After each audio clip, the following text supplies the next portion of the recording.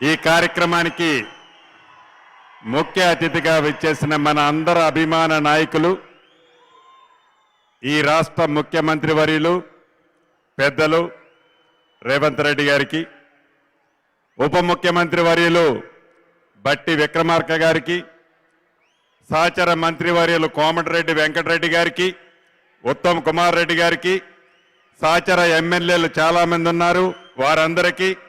CS గారికి, collector గారికి, SP గారికి,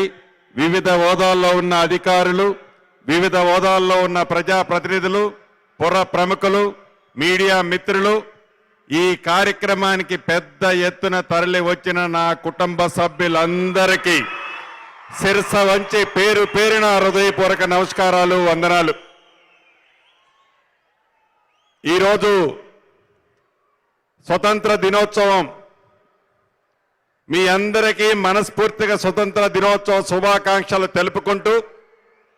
కాంగ్రెస్ పార్టీ ఏదైతే కలల కని ఆనాటి కాంగ్రెస్ ముఖ్యమంత్రిగా దివంగత నేత రాజశేఖర్ రెడ్డి గారు గోదావరి నీటిని కృష్ణా పరివాహక ప్రాంతాలకి తేవాలని తపనతో ప్రాజెక్టులు చేపడితే, తెలంగాణ రాష్ట్రాన్ని ఇచ్చిన కాంగ్రెస్ పార్టీని కాదని గత 10 సంవత్సరాలు పరిపాలించిన ముఖ్యమంత్రి గారు ఎన్ని కుళ్ళు కుతంత్రాలు పన్ని కింద మీద పడ్డా 10 సంవత్సరాలలో చొక్క నీరు కూడా నాడివ్వల. మళ్ళీ కాంగ్రెస్ ముఖ్యమంత్రిగా గౌరవ రేవంత్ రెడ్డి గారు చేతుల మీద ఏ ప్రాజెక్ట్ అయితే కాంగ్రెస్ పార్టీ చేపట్టిందో అదే ప్రాజెక్టుని కాంగ్రెస్ ముఖ్యమంత్రిగా ఓపెన్ చేసుకోవటం మనందరికీ చాలా సంతోషదాయకమని ఈ వేదిక మీద నుంచి ముఖ్యమంత్రి గారికి, తెలంగాణ ప్రజలకు కూడా తెలియజేస్తున్నాను. అంతేకాదు, ఇందాక తుమ్మల గారు చెప్పినట్లు రైతును రాజును చేయాలని ఎన్నికల ముందు మన నాయకులు రాహుల్ గాంధీ గారు వరంగల్లో ఏదైతే మాటిచ్చారో,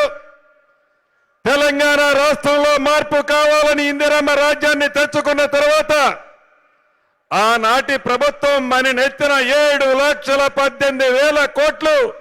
అప్పు భారాన్ని పెట్టిపోతే నెలవారీ జీతాలు కూడా ఇవ్వలేని ఈ రాష్ట్ర ప్రభుత్వం మనం ప్రభుత్వం చేపట్టినాడు ఉంటే, ప్రగాఢమైన సంకల్పంతో గౌరవ ముఖ్యమంత్రి గారు, ఉప ముఖ్యమంత్రి గారు రైతును రాజును చేయాల్సినన్నా ఎన్ని ఇబ్బందులైనా 31,000 కోట్లు 2 లక్షల రూపాయల రుణమాఫీ మనం చెయ్యాలి అని కింద మీద పడి ఈనాడు ఆ కార్యక్రమాన్ని వైరా వేదికగా పూర్తి చేసుకోవడం జరుగుతుంది. అంతేకాదు, ప్రభుత్వం ఏర్పడిన తర్వాత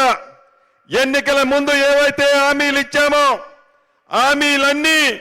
యుద్ధ ప్రాతిపదిక మీద ఈనాడు ప్రజలకు అందిస్తుంది మన ప్రభుత్వం, ఇందిరమ్మ ప్రభుత్వం. ఎన్ని ఇబ్బందులు వచ్చినా,